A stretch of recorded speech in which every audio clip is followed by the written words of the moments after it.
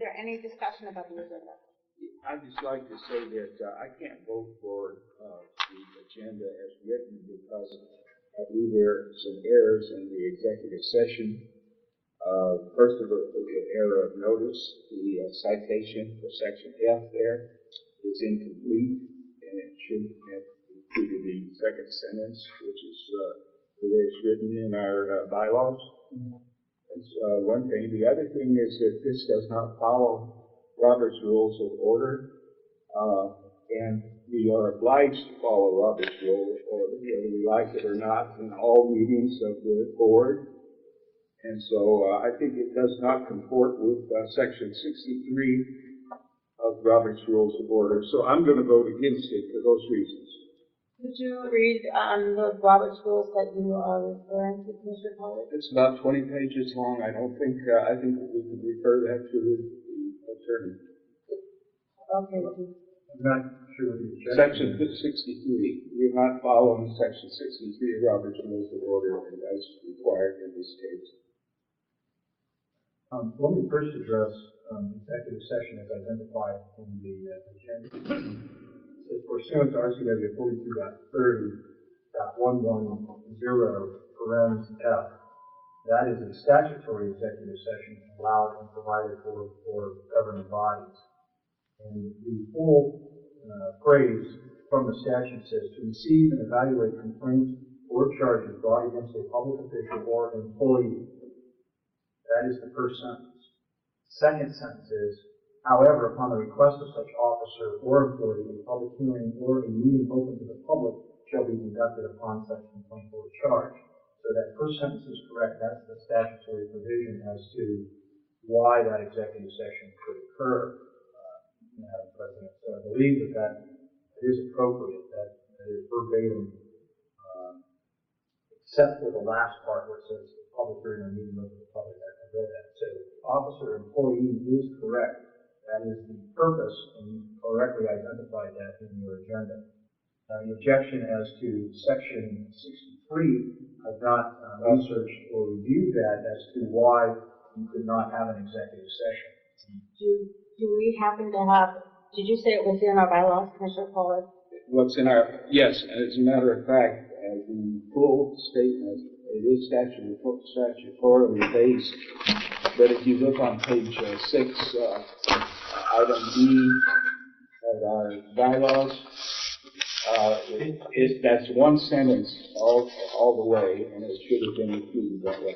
So under your bylaws for executive session, section 5, it has the same language: to receive and evaluate complaints. Making sure it's the same. Change it. Or charges brought against a Charges. public officer or employee. That's exactly the same. And then it goes on to say, however, Yeah, that's upon part the of the same request of such sentence. officer or employee, a public hearing or a meeting open to the public shall be conducted upon such complaint or charge. So, the executive session, publicly announced when we get to that point, you go into an executive session, and you can do so under these.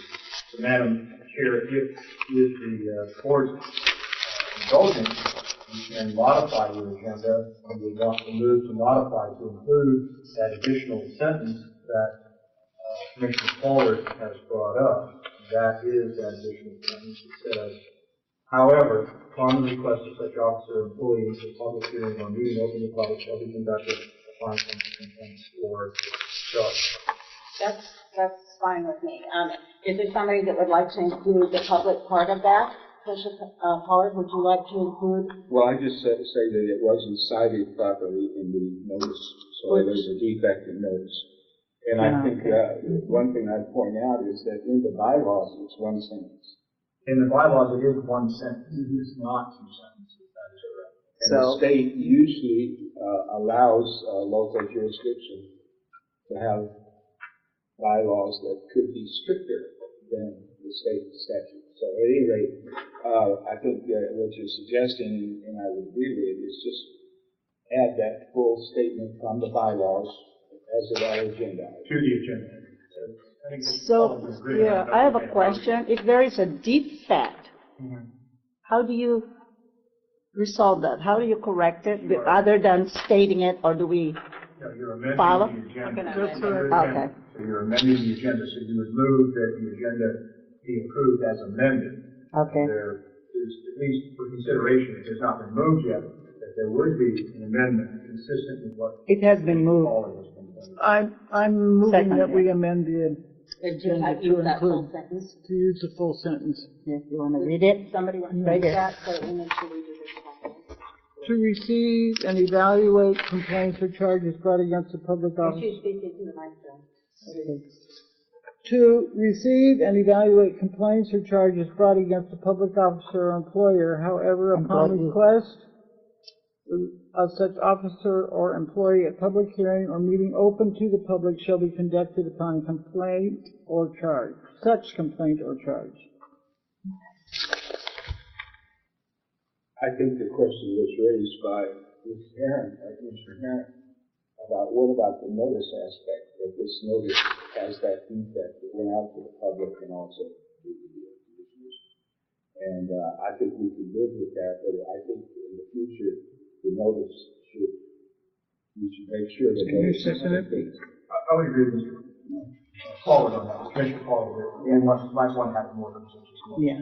I think that your amendment, we've reached issue and Okay, so do I, Okay, I'll second it. and I would, okay, go ahead and second it. All those in favor say aye. Aye. Opposed? No opposing. I would recommend to our committee that are going to work on our bylaws, that they would take that and We're working on it. It's in there. Yeah. Thank you. All righty. It's in there. Now we've approved the agenda. It's not the We didn't just approve the agenda, we approved the amended wording. Okay, Is that good. correct? that's, Right, so we need to, So we need to approve the now bylaw. you need to. You do approve the agenda. Oh, okay, the That's what I discussion, I presume, is still going on. Well, I just want to, again, raise the issue about section 63 of the, and let's skip, that's Robert on rules. page 654, of the Robert's Rules of Order, and they specify how this sort of question should be dealt with. And we haven't dealt with it according to Robert's Rules of Order, so that's why I'm going to vote against the agenda. I didn't bring her up, just a word. So you can, you're looking at, Yeah, there's about 20 pages. what page number? It starts on page 954. 954. I'm sorry, I beg your pardon, 654.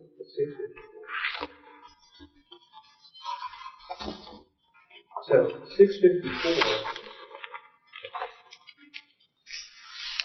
is section 63, investigation and trial provision. And it talks about the removal of an officer for cause or the discipline of a member for improper conduct may require the charges be deferred, formal trial held. Full procedures in such cases described in this section. So at this point, there are no charges being deferred and no formal trial. So at this point, this would not apply until such time as there is under 61 and 62 section, which goes back to removal from office and other remedies, and section 61, which goes back to disciplinary procedures. So it deals with discipline of members and guests, and I did bring this portion. In most societies, it's understood that members are required to be of honorable character and reputation. Certain types of association may have particular codes of ethics to enforce. It goes on to say then that no one should be allowed to remain a member if his intention is to do this kind of harm. This would pertain to expulsion of members. So this cannot apply because you can't, as a body, you can't expel fellow board members. No. You don't have No, there's no authority on that. and at this point, this is an executive session to hear the complaint, not to do disciplinary measures at this point. So I don't think at this point, Commissioner Pollard, these provisions would apply. If the board moves forward with a disciplinary procedure of sorts, then we would need to go back and look at these provisions. And specifically, I think you said section, is that right? Yes, and I'm looking especially at the second, or the third phrase there, or the discipline of a member for improper conduct. And again, what page? That's, again, on 654, section 64, disclaimer 63. 61, full procedure. It says here, investigation and trial. And you're correct about what you just said. However, it is open to interpretation whether the executive session itself is a disciplining of a member for improper or improper conduct. So I guess then you might want to renew that concern if there is discipline action that takes place in an executive session. Well, I think just the holding of an executive session in this particular case is a discipline. Is a discipline. Well, at any rate, that's fine. I'm going to vote against the agenda as written, and I can submit a letter. Pursuant to the RCW, which, as you know, supersedes Robert's Rules of Order, this body made them go into executive session to review a complaint. That's what we're doing. Now, isn't it true that while the state statute does allow for this, Robert's Rules of Order still apply and supersede the way this will be done, because that's in our bylaws, and that's also allowed. Bylaws do apply, but the state statute supersedes Robert's Rules of Order. State statutes, as you know, are required to comply with. You can't have and invoke Robert's Rules of Order that would be in difference to or in disagreement with the statute. But they could enforce and be stronger than the To statute. provide additional information. All right, but at any rate, I can submit a letter as to my concerns, but I'm going to vote against the agenda for that reason. Understood. Okay. Are there any other changes or edits to the agenda? Not hearing any. Are we ready to vote? Other comment? Any other comments? Do you have a comment, Commissioner? No. Okay, then let's vote. All those in favor? No, I thought we had not voted because he brought up a question and an objection to the agenda. The vote was on an amendment. Oh, okay. So this is now the vote on the agenda as amended. Is that correct? That is correct. As amended or for the total agenda? It's for the total agenda, Okay, but. thank you. So what amendment did we make? This executive session. Go ahead, Skip. You amended the executive session language, Just the language. and that was adopted as an amendment. Now you're voting on the Total. Okay, thanks. All right, all those in favor of the agenda now as amended, say aye. Aye. Opposed? Opposed?